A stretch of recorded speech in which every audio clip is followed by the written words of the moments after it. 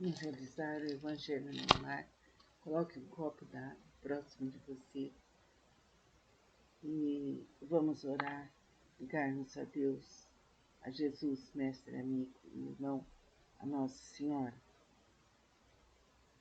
Aqueles do vosso povo que se tenham feito morrer, viverão de novo. Aqueles que estavam mortos em meu meio, ressuscitarão. Despertai do vosso sono e cantai os louvores de Deus, vós que habitais na poeira, porque o orvalho que cai sobre vós é um orvalho de luz, e porque arruinareis a terra e o reino dos gigantes? Isaías, capítulo 26, versículo 19. Esta passagem de Isaías também é bem explícita. Aqueles de vosso povo que se tenham feito morrer viverão de novo. Se o profeta pretendesse falar da vida espiritual, se quisesse dizer que aqueles que se tenham feito morrer não estavam mortos em espírito, ele teria dito: vivem ainda e não viverão de novo. No sentido espiritual, essas palavras seriam um contrassenso, uma vez que implicariam uma interrupção na vida da alma. No sentido de regeneração moral, elas seriam a negação das penas eternas, uma vez que estabelecem em princípio que todos aqueles que estão mortos reviverão. Mas quando o homem está morto uma vez, e seu corpo separado do seu espírito está consumido, em que se torna ele? O homem, estando morto uma vez, poderia bem reviver de novo? Nessa guerra em que me encontro todos os dias da minha vida, espero que minha transformação chegue. Quando o homem morre, perde toda a sua força e expira. Depois, onde está ele? Se o homem morre, reviverá? Esperarei todos os dias do combate, até que me chegue alguma transformação? Quando o homem está morto, ele vive sempre, terminando os dias de minha existência terrestre. Esperarei, porque a ela voltarei de novo. Versão da Igreja Grega. O princípio da pluralidade das existências está claramente expresso nessas três versões. Não se pode supor que Job tenha querido falar da regeneração pela água do batismo, que certamente ele não conhecia. O homem, estando morto uma vez, poderia reviver de novo? A ideia de morrer uma vez e reviver implica na de morrer e de reviver várias vezes. A versão da Igreja Grega é ainda mais explícita, se isso é possível. Terminando os dias de minha existência terrestre, esperarei, porque a ela retornarei. Quer dizer, eu retornarei à existência terrestre. Isso é tão claro como se alguém dissesse: eu saio da minha casa, mas a ela voltarei. Nessa guerra em que me encontro todos os dias da minha vida, espero que minha transformação chegue. Job, evidentemente, quer falar da luta que sustenta contra as misérias da vida. Ele espera sua transformação, quer dizer, se resigna. Na versão grega, eu esperarei, parece antes se aplicar à nova existência. Quando minha existência terrestre se findar, eu esperarei, porque a ela retornarei. Job parece se colocar, depois da sua morte, no intervalo que separa uma existência da outra, e diz que ali ele esperará seu retorno. Então, aqui fala sobre a reencarnação. Explica bem como que nós voltaremos para um novo porvir, para uma nova vida, para uma nova existência. Concentremos-nos em Deus, nos anjos e santos, em que depositamos fé. Pai nosso, que estais em nós, santificado seja teu nome. Venha a nós o vosso reino. Seja feita a tua vontade, assim na terra como nos céus. Pão nosso de cada dia nos dai hoje. Perdoai nossas ofensas, assim como perdoamos a quem nos tem ofendido. Não nos deixeis cair em tentação, mas livrai-nos de todos os males, passados, presentes e futuros. Que assim seja. Namastê. Vamos realizar agora o Evangelho no lar. Sente-se confortavelmente. Coloque um copo com água ao seu lado.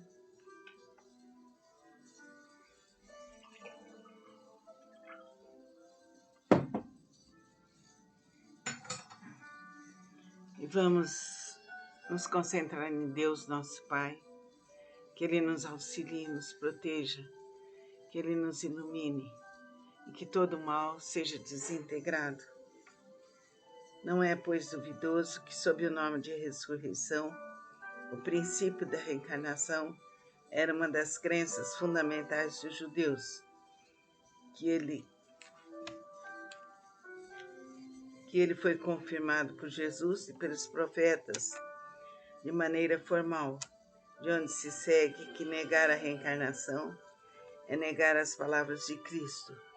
Suas palavras constituíram um dia autoridade sobre esse ponto, como sobre muitos outros, quando forem medidas sem preconceitos.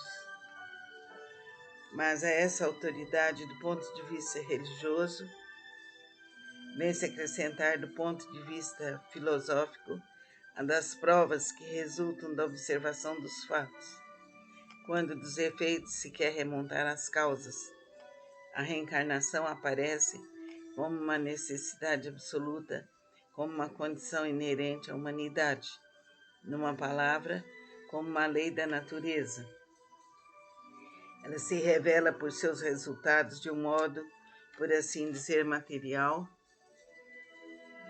como um motor escondido se revela pelo movimento. Só ela pode dizer ao homem de onde ele vem, para onde vai, porque está sobre a terra, e justificar todas as anomalias e todas as injustiças aparentes que a vida apresenta.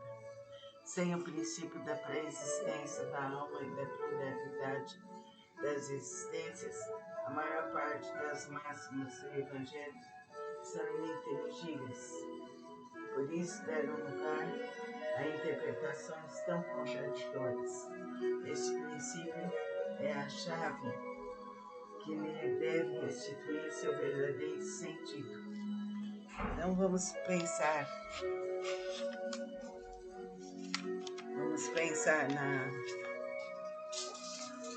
na reencarnação. Pois tá aí, filho? E aí? Tá. Você tá bom, filho? Tá rezando aí?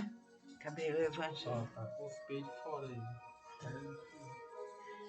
Então, orando pelo Evangelho, pela luz divina do Pai, concentre-se e realize uma meditação silenciosa. Namastê. Vamos realizar hoje o Evangelho no lar. Peço que a pessoa se senta, relaxa o corpo, solta os ombros, descruza as pernas, feche os olhos e sinta a presença de Deus.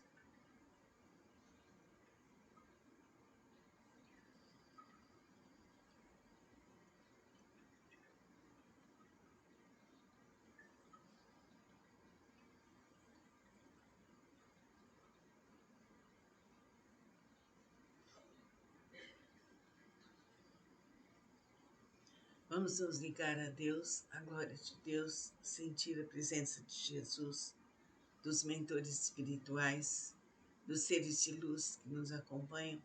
Vamos ler o Evangelho. Prestem atenção. Caridade, palavra sublime, que resume todas as virtudes. Tu deves conduzir os povos à felicidade.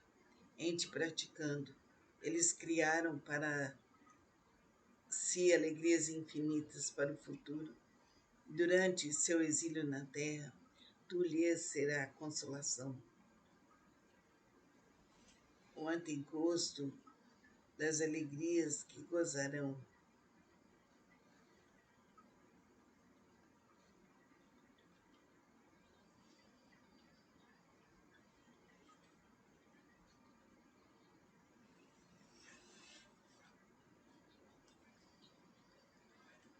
A caridade é o caminho que nos leva à luz de Deus.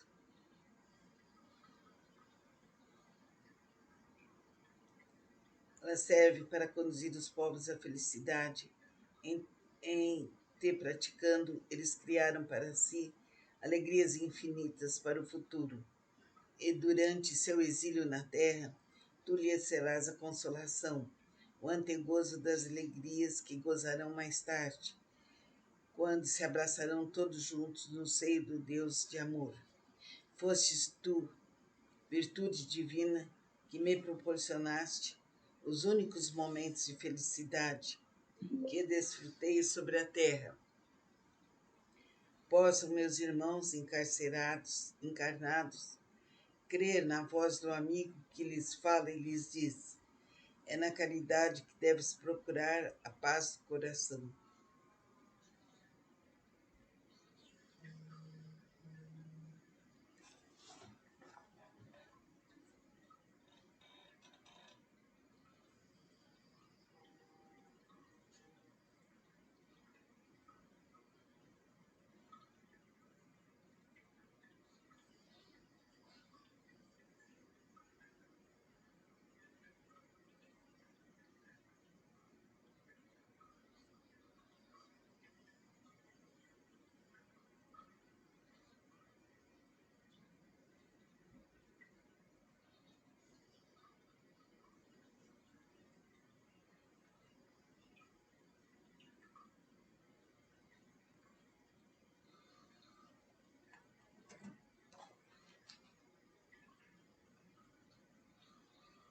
Abraçarão todos juntos no seio do Deus de amor. Foste tu, virtude divina, que me proporcionaste os únicos momentos de felicidade que desfrutei sobre a terra. Possam meus irmãos encarnados crer na voz do amigo que lhes fala e lhes diz: é na caridade que deveis procurar a paz do coração, o contentamento da alma, o remédio contra as aflições da vida. Quando estiverdes a ponto de acusar a Deus, lançai um olhar abaixo de vós, vede quanta miséria a aliviar. Quantas pobres crianças sem família, quantos velhos que não têm mais uma só mão amiga para os socorrer e lhes fortalecer. Os olhos, quando a morte os reclamei. Quanto tem a dizer, quanto tem a fazer, não vos lamentais, mas agora, ao contrário, agradecemos a Deus e prodigalizai a mancheias a vossa simpatia, vosso amor, vosso dinheiro e todos aqueles que, deserdados dos bens deste mundo, definham no sofrimento e no isolamento. Colhereis deste mundo alegrias bem suaves e mais tarde só Deus o sabe. Adolfo, bispo de Argel, Bordeaux, 1861. Vanessa.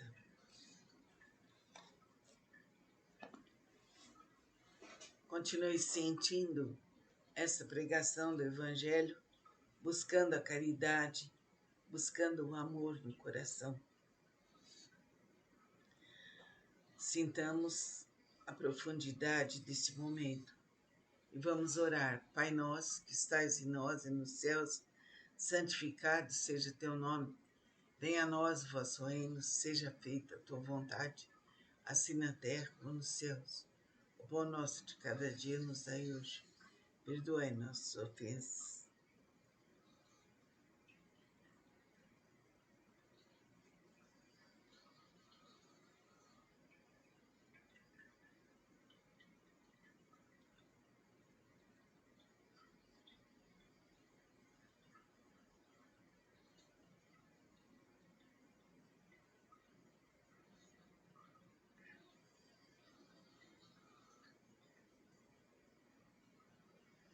Agora que refletimos sobre a questão de fazer o bem para o próximo e para o universo, vamos agradecer a Deus a chance de poder estar realizando esse Evangelho. Agradecemos, Divino Pai, a chance de realizar este Evangelho e pedimos a abertura dos nossos caminhos e uma consciência cada vez mais alerta. Pai nosso que estais em nós e nos céus, santificado seja teu nome, venha a nós o vosso reino, seja feita a vossa vontade, assim na terra como nos céus. O pão nosso de cada dia nos dai hoje. Perdoai nossas ofensas, assim como perdoamos a quem nos tem ofendido. Não nos deixeis cair em tentação, mas livrai-nos de todos os males, passados, presentes e futuros. Que assim seja. Namastê.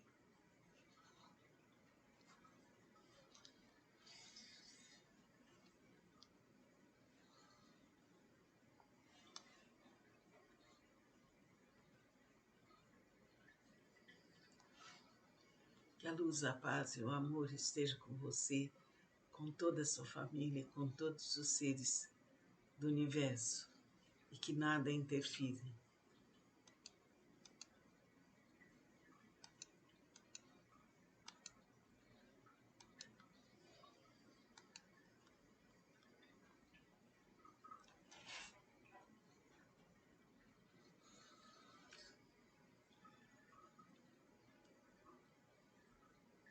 Dia 4 de maio de 2023, o Evangelho no Lar.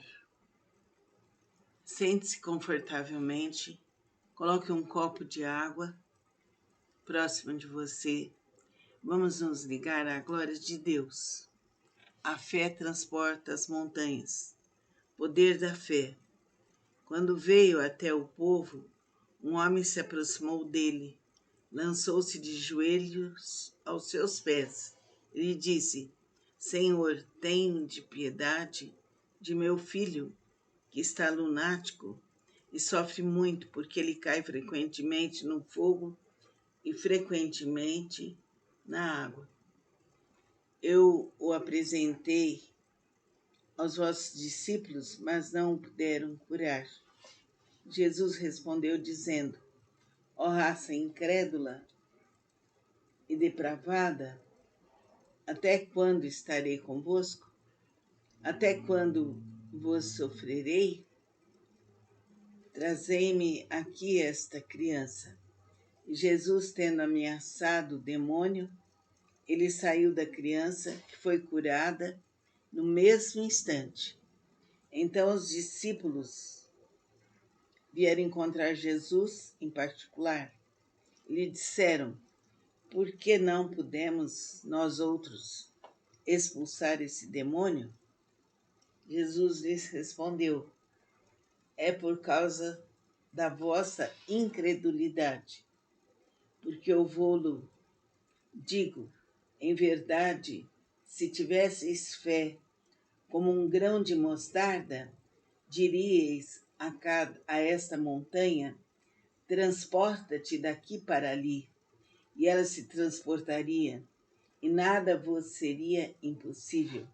São Mateus, capítulo 17, versículos 14 ao 20.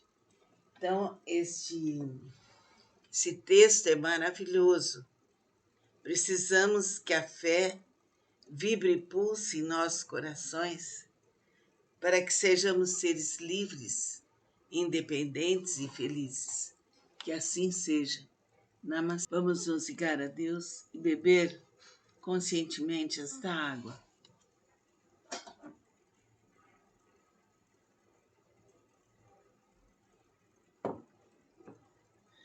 para que ela nos cure e nos liberte de todos os males passados, presentes e futuros. Pai nosso, que estais em nós e nos céus, santificado seja teu nome, venha a nós o vosso reino, seja feita a vossa vontade, assim na terra como nos céus. O pão nosso de cada dia nos dai hoje. Perdoai nossas ofensas, assim como perdoamos a quem nos tem ofendido. E não nos deixeis cair em tentação, mas livrai-nos de todos os males, passados, presentes e futuros. Que assim seja. Namastê.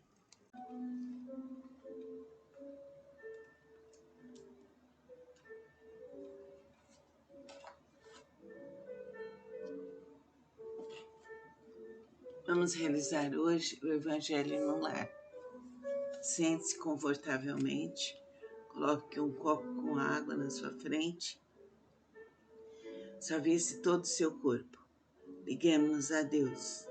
Deus, Pai infinito, de luz e de amor, pedimos a vossa força, o vosso amor, a bondade e a alegria em nossos corações.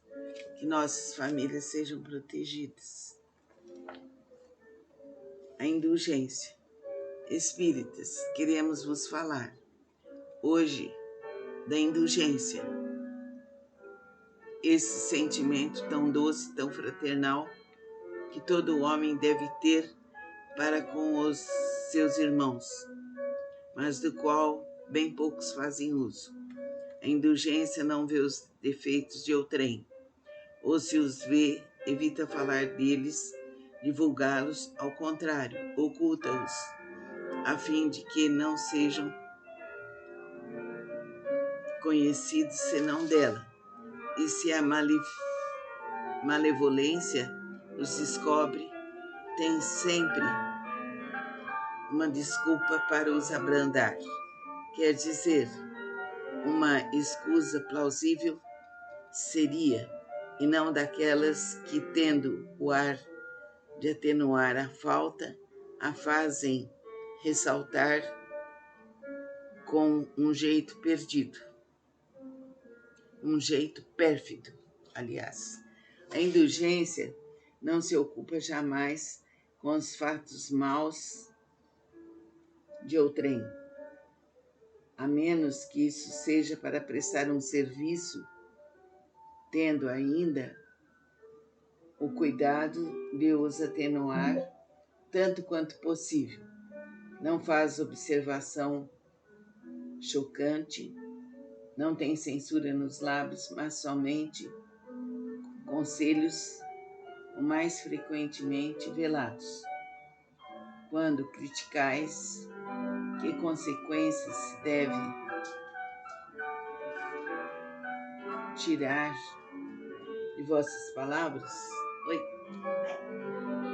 É que vós que censurais não teríeis feito o que reprovais.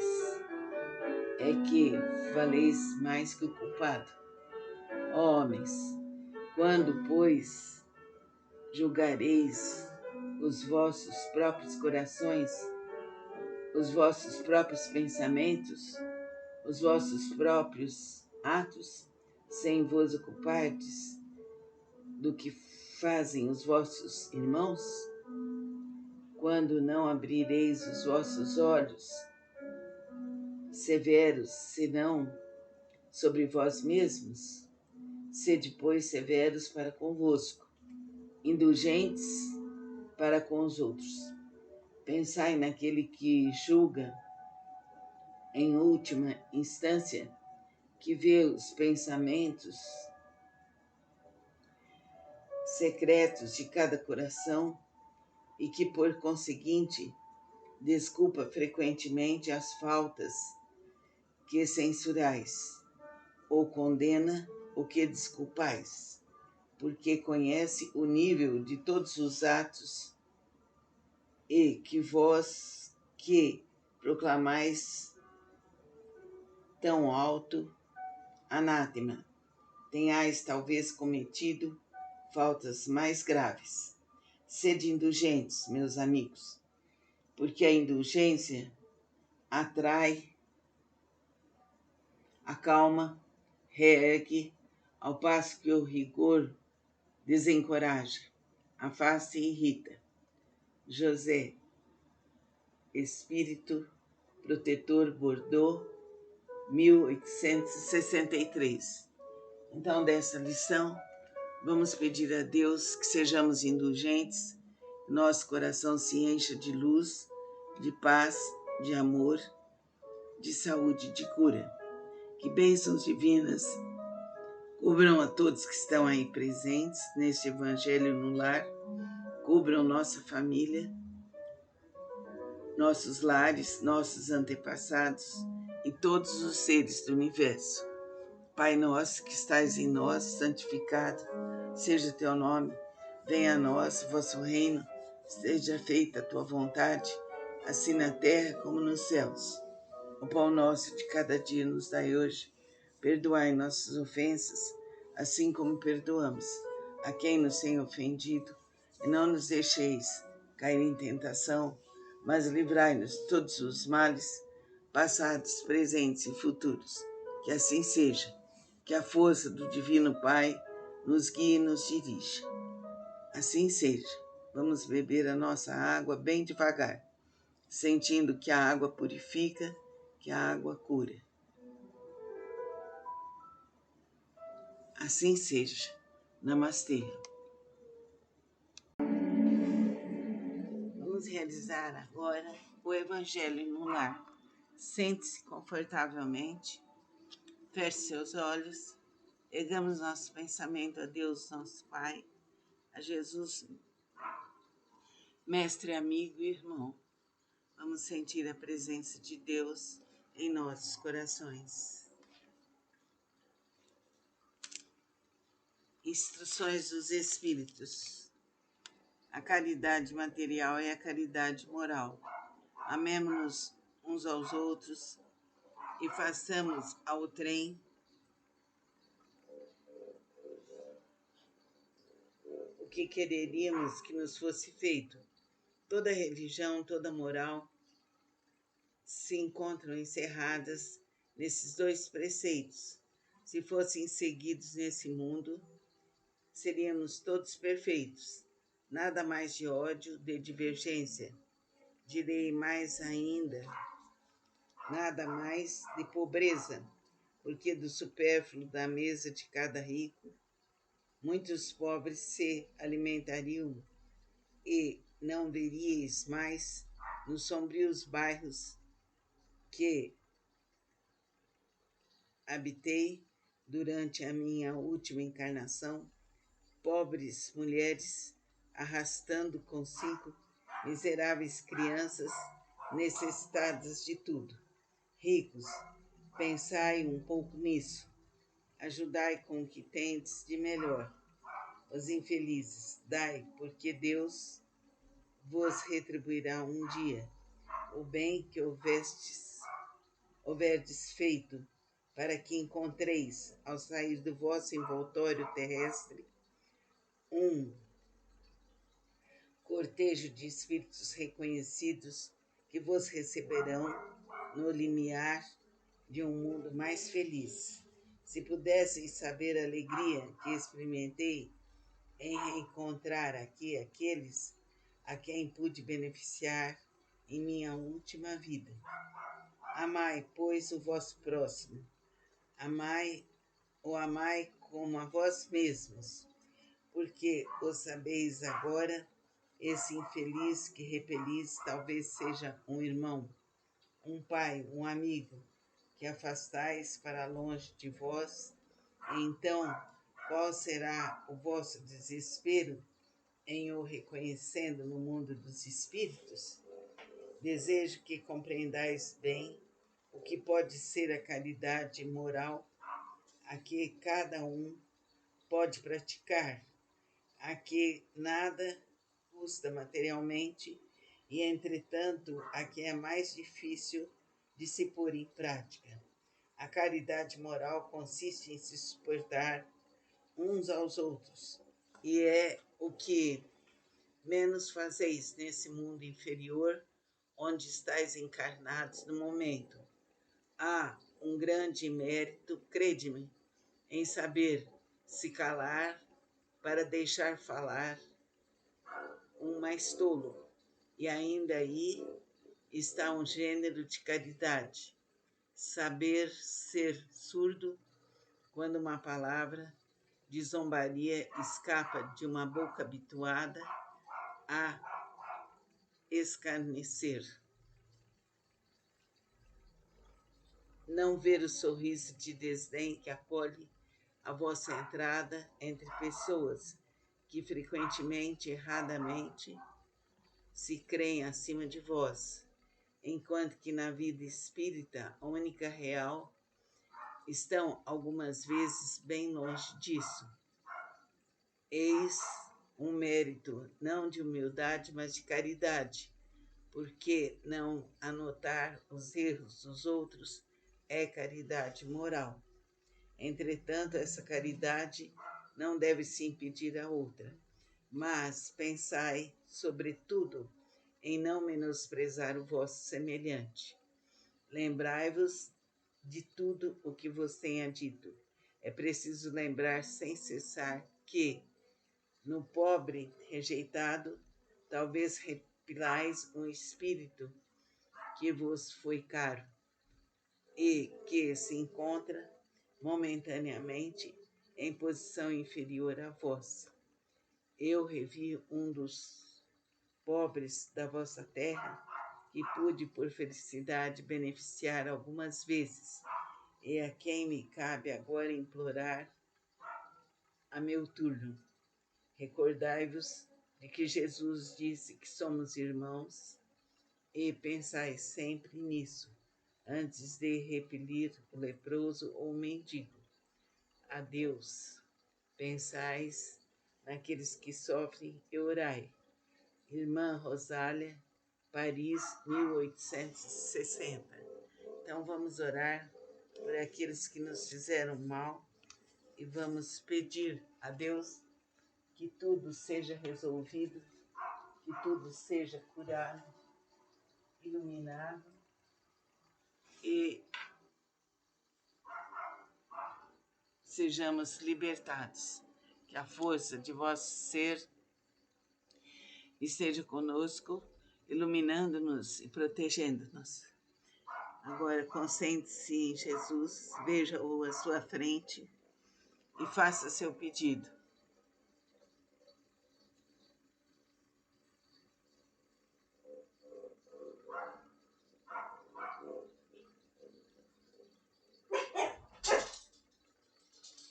Que sejamos iluminados e libertados para todos sempre. Namastê. Vamos realizar hoje o Evangelho no lar. Que Deus nos proteja. Concentremos-nos.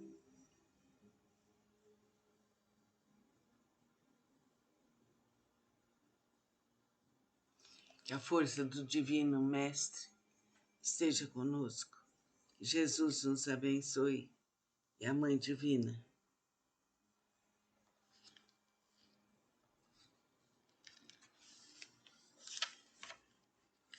Vamos prestar atenção nessa leitura. Ao lado da questão moral se apresenta uma consideração efetiva, não menos importante, que se prende à própria natureza da faculdade.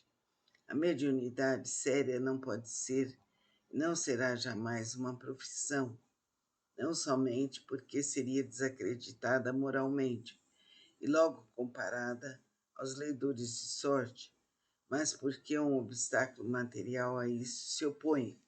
É uma faculdade essencialmente móvel, fugidia e variável, com a permanência da qual ninguém pode contar. Seria, pois, para o explorador um recurso sempre incerto, que poderia lhe faltar no momento em que lhe seria mais necessário. Outra coisa é um talento adquirido pelo estudo, pelo trabalho, e que por isso mesmo é uma propriedade da qual naturalmente é permitido tirar partido. Mas a mediunidade não é nenhuma arte, nenhum talento, por isso ela não pode se tornar uma profissão. Não existe senão pelo concurso dos espíritos. Se esses espíritos faltarem, não há mais mediunidade. A aptidão pode subsistir, mas o exercício está anulado. Assim, não há um só médium no mundo que possa garantir a obtenção de um fenômeno espírita em dado instante.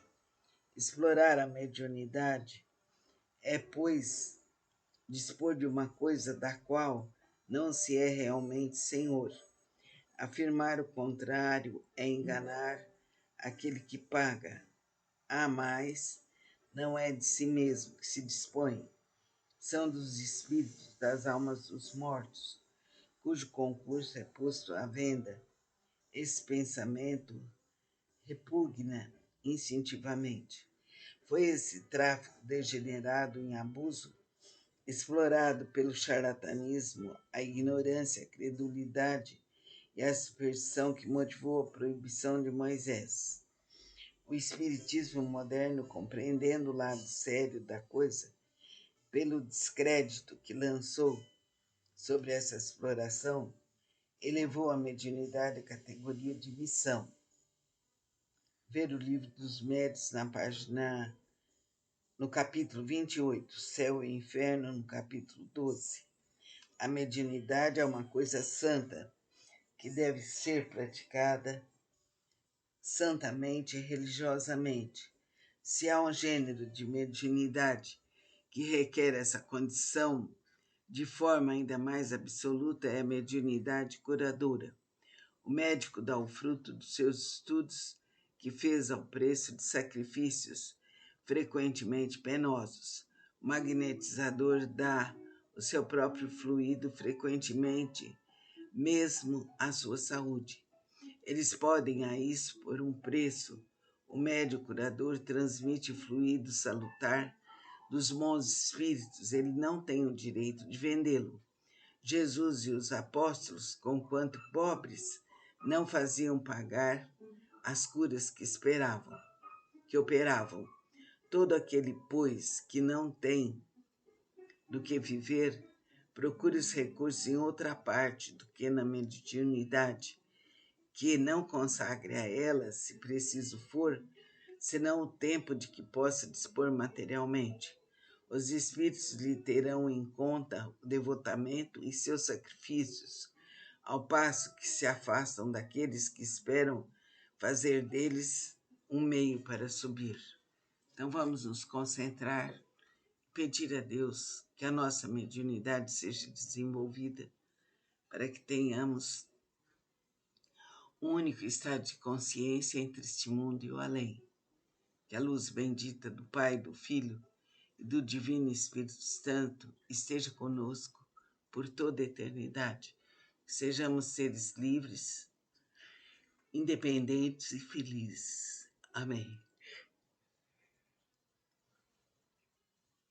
Que a luz bendita do Pai, do Filho e do Divino Espírito Santo esteja conosco por toda a eternidade. Amém. Beba sua água.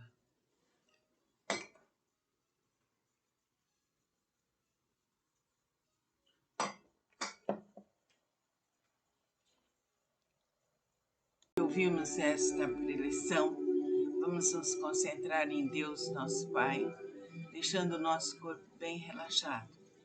Um copo de água para fluir. Jesus vem na nossa direção, nos abençoa, nos protege e nos ilumina.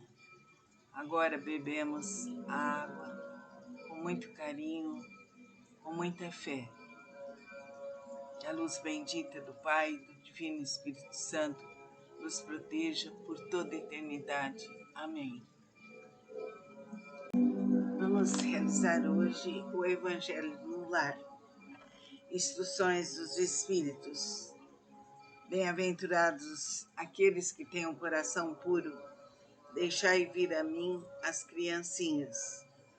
Bem-aventurados aqueles que têm um coração puro, porque verão a Deus. São Mateus. Então apresentaram-lhe criancinhas, a fim de que ele as tocasse. E como seus discípulos afastassem com palavras rudes aqueles que apresentavam, Jesus, vendo isso, se zangou e lhes disse: Deixai vir a mim as criancinhas, e não as impeçais, porque o reino dos céus é para aqueles que se lhes assemelham. Eu vos digo em verdade, quem não receber o reino de Deus como uma criança, nele não entrará. E as tendo abraçado, as abençoou, impondo-lhe as mãos. São Marcos, capítulo 10, versículo 13 a 16. A pureza do coração é inseparável da simplicidade e da humildade. Ela exclui todo pensamento de egoísmo e de orgulho. Foi por isso que Jesus tomou a infância por emblema dessa pureza, como a tomou para o da humildade. Essa comparação poderia não parecer justa se se considera que o espírito da criança pode ser muito velho e que traz, em renascendo para a vida corporal, as imperfeições das quais não se despojou nas suas existências precedentes. Só um espírito que atingiu a perfeição poderia nos dar um modelo de verdadeira pureza.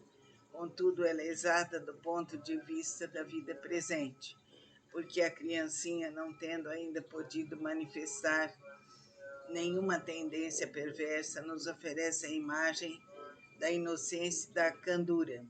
Também Jesus não diz de um modo absoluto que o reino de Deus é para elas, mas para aqueles que se lhes assemelham. Uma vez que o espírito da criança já viveu, porque não se mostra ele desde o nascimento tal qual é, tudo é sábio nas obras de Deus. A criança tem necessidade de cuidados delicados e só a ternura materna pode lhe dar. E essa ternura cresce com a fraqueza e a ingenuidade da criança. Para a mãe, seu filho é sempre um anjo, e precisaria que assim fosse para cativar a sua solicitude. Ela não teria para com ele o mesmo desprendimento, sem lugar da graça ingênua, encontrasse nele, sob os traços infantis, um caráter viril e as ideias de um adulto, e ainda menos se conhecesse o seu passado. Seria preciso, aliás, que a atividade do princípio inteligente fosse proporcional à fraqueza do corpo, que não poderia resistir a uma atividade muito grande do espírito, assim como se vê entre as crianças muito precoces. É por isso que, desde a proximidade da encarnação, entrando o espírito em perturbação, perde pouco a pouco a consciência de si mesmo.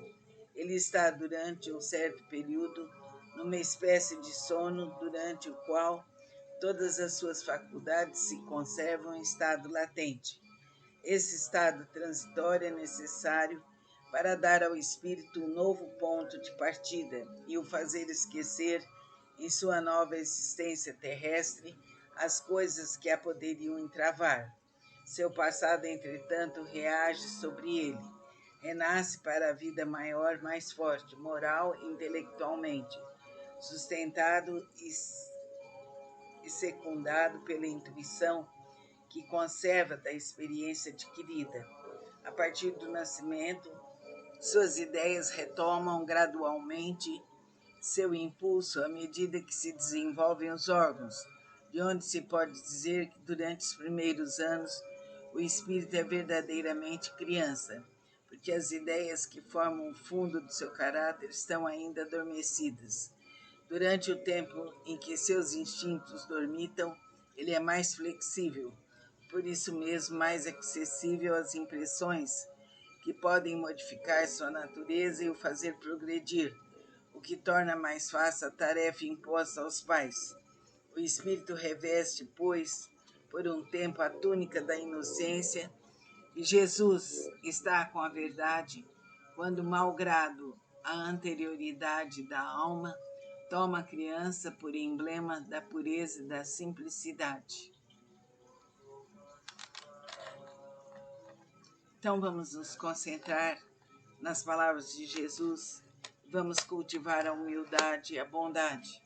Assim é, assim será, por direito divino, aqui e agora, infinita e verdadeiramente. Que a luz do Pai, do Filho e do Divino Espírito Santo vibre em nossos corações por toda a eternidade. Amém.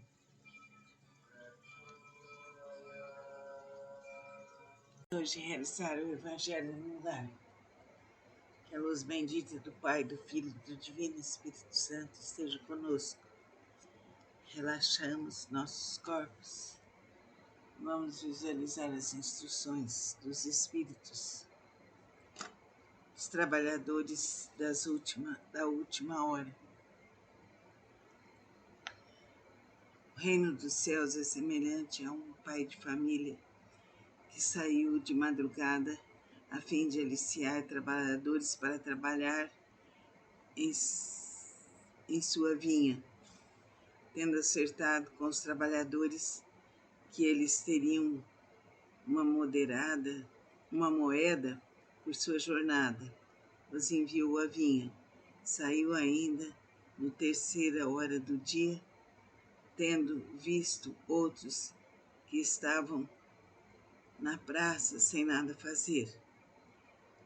Lhes disse: ide vós também, vós outros, para a minha vinha, e eu vos darei o que for razoável. E eles para lá se foram. Saiu ainda na 6ª e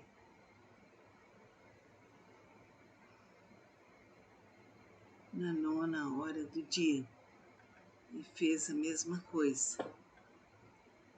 E tendo saído na 10ª hora, encontrou outros que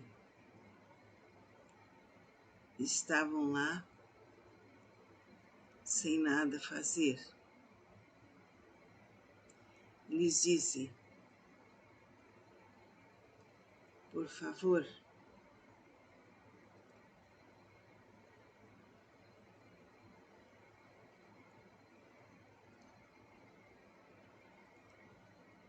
por que permaneceis aí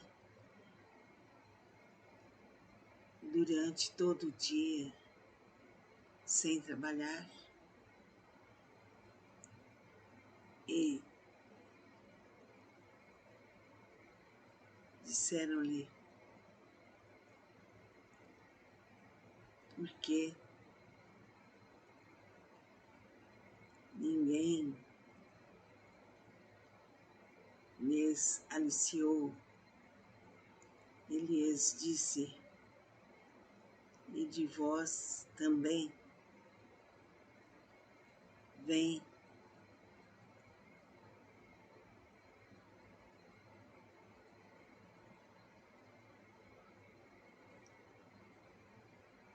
Para a minha vinha.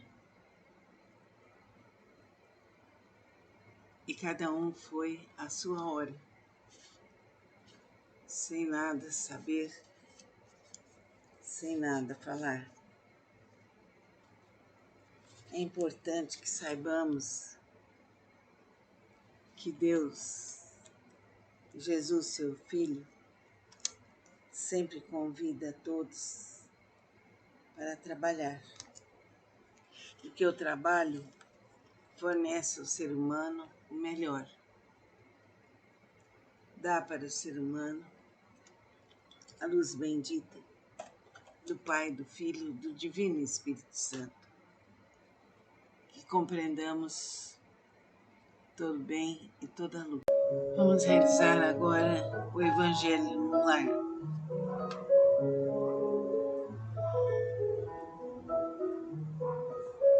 O princípio da pluralidade das existências está claramente expresso nessas 3 versões. Não se pode supor que Job tenha querido falar da regeneração pela água, do batismo, que certamente ele não conheceu. O homem, estando morto uma vez, poderá reviver de novo? A ideia de morrer uma vez e reviver implica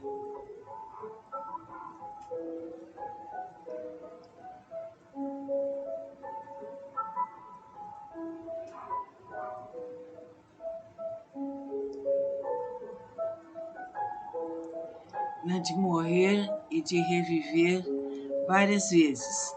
A versão da igreja grega é ainda mais explícita. Se isso é possível, terminando os dias de minha existência terrestre, esperarei, porque a ela retornarei. Quer dizer, eu retornarei à existência terrestre. Isso é tão claro como se alguém dissesse: eu saio de minha casa, mas a ela retornarei. Nessa guerra que me encontro todos os dias da minha vida, eu espero que minha transformação chegue. Job, evidentemente, quer falar da luta que sustenta contra a miséria da vida. Ele espera sua transformação, quer dizer, se resigna. Na versão grega, eu esperarei parece antes se aplicar à nova existência. Quando minha existência terrestre se findar, eu esperarei porque a ela retornarei. Job parece se colocar depois de sua morte, no intervalo que separa uma existência da outra, e diz que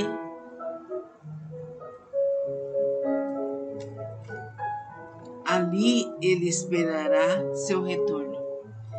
Então, é importante ver aí que tem uma forma clara de explicar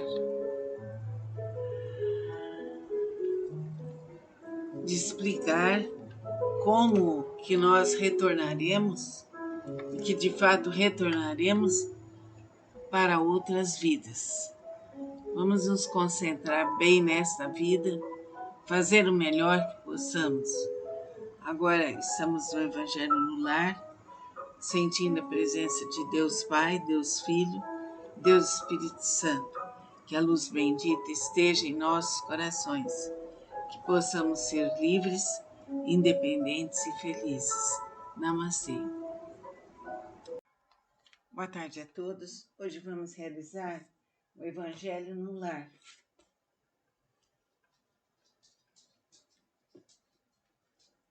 Sente-se confortavelmente, relaxe seu corpo, suavize.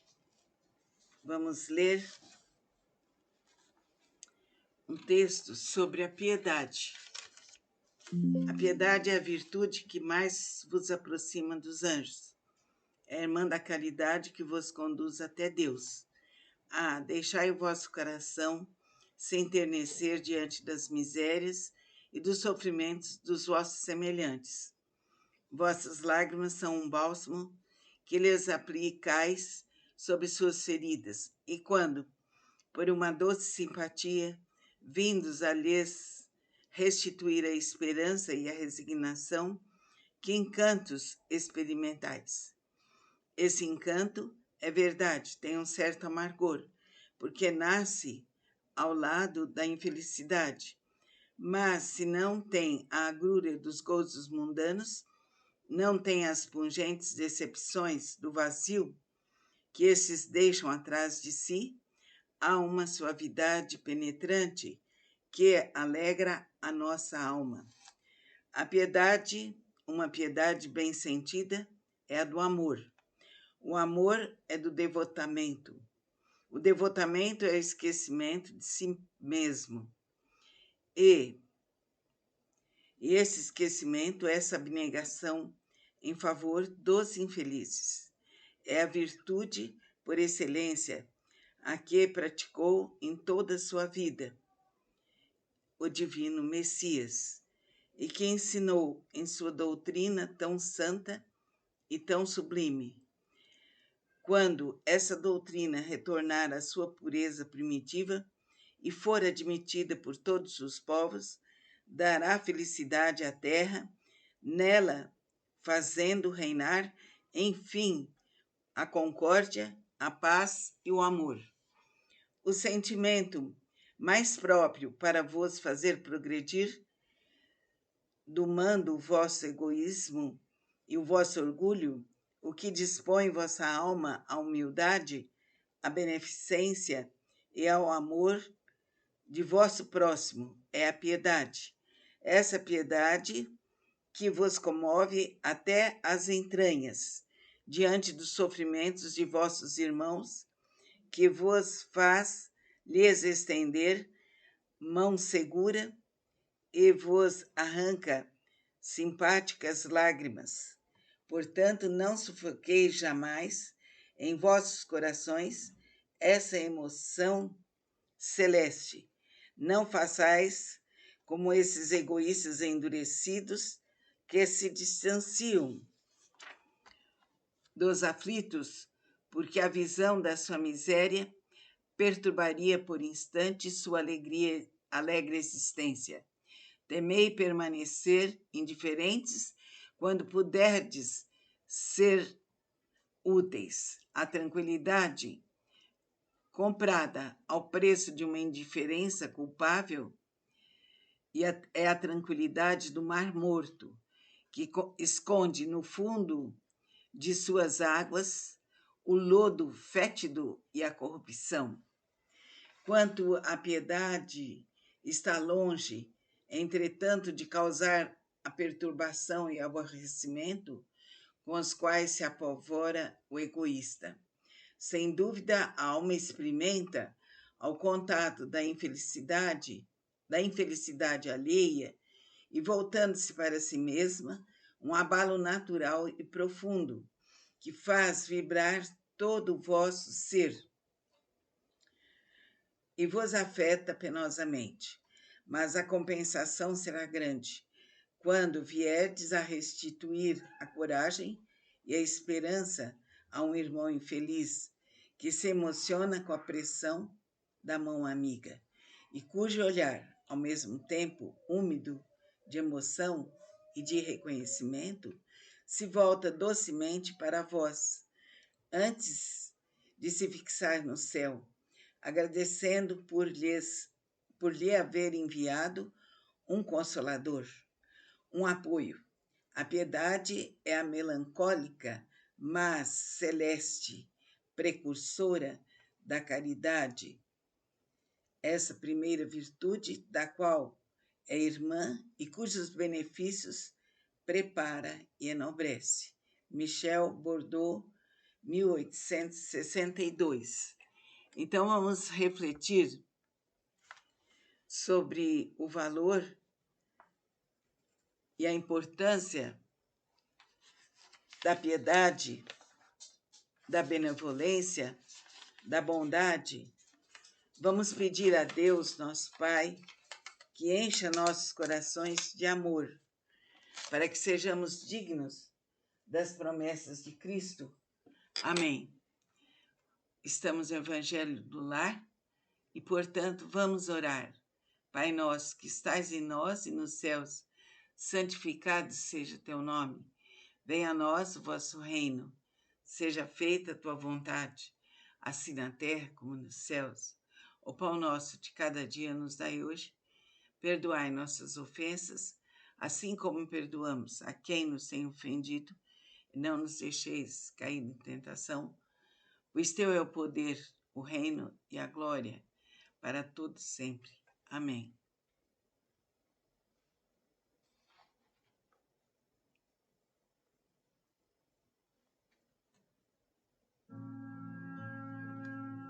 Meditemos.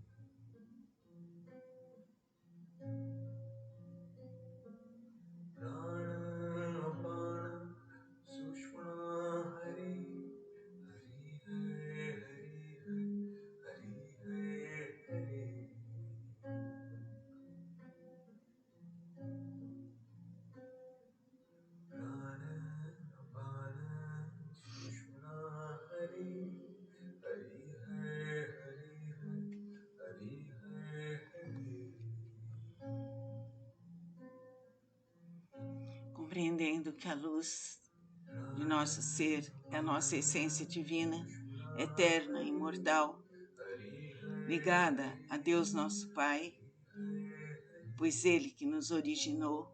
Agradecemos imensamente a chance de realizar o Evangelho no lar. Fiquem com Deus. Namastê. Procurem a Casa de Lakshmi e divulguem seu trabalho. Amém. Boa noite a todos. Vamos realizar o Evangelho no lar. Sente-se com a coluna ereta, se puder. Relaxe todo o corpo. Vamos nos ligar a Deus, nosso Pai, e saber que a força do Pai está em nós. A mulher rica, feliz, que não tem necessidade de empregar seu tempo nos trabalhos do lar, não pode consagrar algumas horas em trabalhos úteis aos seus semelhantes, que, com o supérfluo de suas alegrias, compre com o que cobrir o infeliz que treme de frio, que ela faça com suas mãos delicadas, grosseiras, mas quentes, roupas que não ajude a mãe a cobrir a criança que vai nascer, se seu filho com isso ficar com algumas rendas a menos. O do pobre terá mais calor. Trabalhar para os pobres é trabalhar na vinha do Senhor. E tu, pobre operária, que não tens o supérfluo, mas que queres,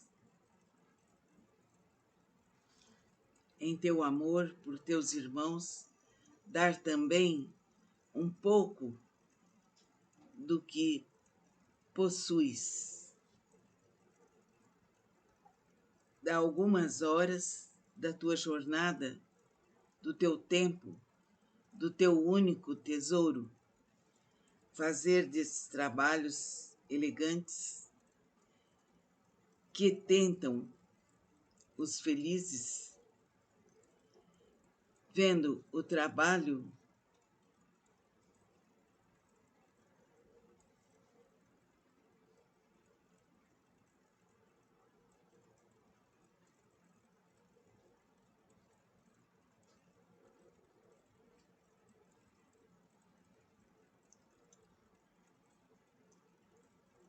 faz desses trabalhos elegantes que tentam os felizes, vende o trabalho da tua vigília e poderás também proporcionar aos teus irmãos a tua parte de alívio. Terás, talvez, algumas fitas e menos, mas darás sapatos àquele que tem os pés nus. E vós, mulheres devotadas a Deus, trabalhai também na sua obra, mas que os vossos trabalhos delicados e custosos não sejam feitos somente para ornar as vossas capelas, para atrair a atenção sobre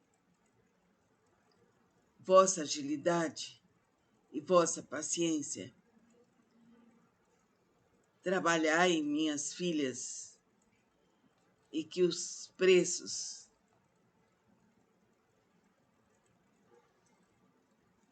do vosso trabalho seja consagrado no alívio de vossos irmãos em Deus.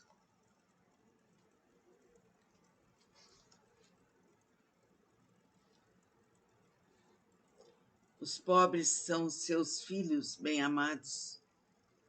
Trabalhar por eles é o glorificar. Sede-lhes a providência que diz: Às aves do céu, Deus dá o alimento. Que o ouro e o dinheiro que se tecem sob os vossos dedos se transformem em roupas, em sofrimentos para aqueles a quem eles faltam. Fazei isto e o vosso trabalho será abençoado. E todos vós que podeis produzir, dai o vosso gênio, dai as vossas inspirações, dai o vosso coração, que Deus abençoará. Poetas